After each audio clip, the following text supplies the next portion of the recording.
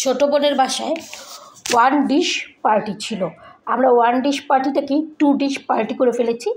যারাই আমরা গিয়েছি সবাই দুটো করে আইটেম বাসা থেকে তৈরি করে নিয়ে গিয়েছি। ইফতারের পার্টি, সেহেতু এই আয়োজন। আলহামদুলিল্লাহ আয়োজন খুব ভালো হয়েছে। আর বোন কিন্তু কোনো কিছুরই কমতি রাখেনি। আর তার ছেলে এন্টারটেনের জন্য তো আছেই।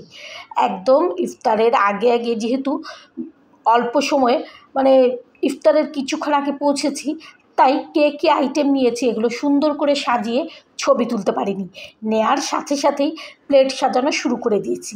তারপরে গিফট, কে কী নিয়েছি না নিয়েছি সেগুলোর গিফটের আলাপ আলোচনা কথাবার্তা চললো। আর পিচ্চির জন্য ওর খালামণি একটা সুন্দর গাড়ি নিয়ে গিয়েছে। সেই খেলনা দেখেতে সে খুবই মুগ্ধ। তবে হ্যাঁ, খেলনাটা কিন্তু সে এমনি এমনি পায়নি, তাকে একটু পরিশ্রম করতে হয়েছে। আর পরিশ্রমটা কি, তার খালামণির সামনে দাঁড়িয়ে তাকে বলতে হয়েছে আই লাভ ইউ খালামণি, আই লাভ ইউ খালামণি। তারপরে খালামণিকে চুমু দিতে হয়েছে। এরপরেই কিন্তু সে এই গিফটটা পেয়েছে। আসলে এই দুনিয়াতে কোনো কিছুই এমনি এমনি পাওয়া যায় না। এই ছোটোবেলায় সে হয়তো এই বাস্তব সত্যটা বুঝে গিয়েছে। কোনো কিছু পেতে কোনো কিছু দিতে হয়, আর সহজেই কোনো কিছু পাওয়া যায় না। যাই হোক, তারপর বড়রাও আমরা একে ওকে যাকে গিফট দেওয়ার সব গিফট নিয়ে আদান প্রদান করে ফেললাম। আর এর মধ্যে কিন্তু ইফতারের সময়ও হয়ে আসছে। টেবিল একদম আমরা নিচে ফ্লোরে বিছানা করে, কারণ ডাইনিং টেবিলে তো আর 5-6 জনের বেশি বসে ইফতার করা যায় না। আর আমরা যেহেতু অনেক মানুষ, তাই একদম ফ্লোরেই বিছানা করে ইফতারের জন্য রেডি হয়ে গেলাম। আমার ছোটো বোন নিয়ে এসেছে পায়েস আর নুডলস। খুবই মজা হয়েছিল দুটো আইটেমই। আর আমি নিয়ে গিয়েছিলাম স্যান্ডউইচ আর হালিম। বড় বোন নিয়ে গিয়েছিল টানা পাড়াটা, চিকেন রোল, অনেক কিছুই। আর যার বাসায় দাওয়াত ছিল সে তো অনেকগুলো আইটেম করেছে, সেগুলো হিসেবের বাইরে, বলারই মতো না। অনেক আইটেম, এক গাদা ইফতার খেয়ে একদম পেট ভরে গিয়েছে, যে বলার মতো না। তারপর তো আড্ডা।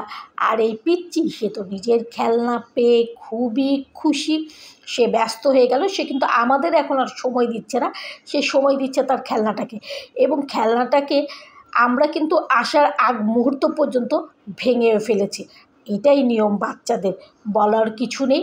সেই খেলনাটা নিয়ে যেইভাবে পরীক্ষা নিরীক্ষা করছে, কিভাবে চালাচ্ছে, এটা কিন্তু বেশিক্ষণ টিকবে না, আমরা সবাই জানি। এটা সব বাসাতেই হয়। যে বাসায় বাচ্চা আছে, বাচ্চারা খেলনা পেলে ঘণ্টাখানেক সেটা নিয়ে খেলে, তারপরে দেখা যায় খেলনাটা ভেঙে ফেলে। আমার এই দুষ্ট ভাগ্নেটাও হচ্ছে সেই রকম। সে কিন্তু এই খেলনাটাকে আস্ত আর রাখেনি।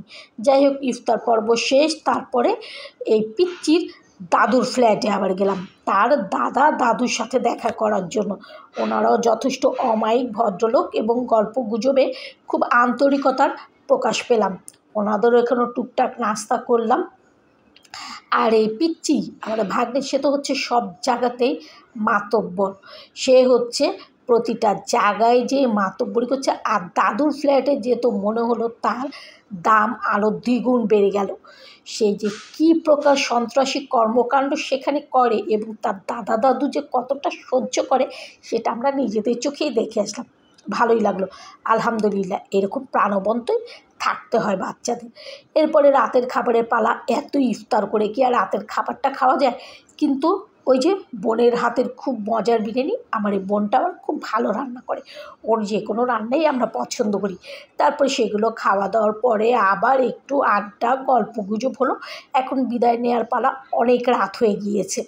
তবে এই ওয়ান ডিশ পার্টিটা যে এতটা ভালো হবে বুঝতে পারিনি। হ্যাঁ, আবার কিছু মানুষকে কিন্তু খুব মিস করেছি।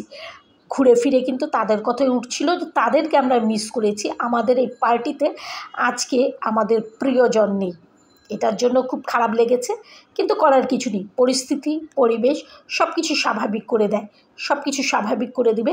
নতুন দিনের আশায় থাকলাম, এটাই হচ্ছে বেঁচে থাকার নিয়ম। আজ যাবার পালা। আল্লাহ হাফেজ। ভালো লাগলে একটা কমেন্ট, একটা শেয়ার।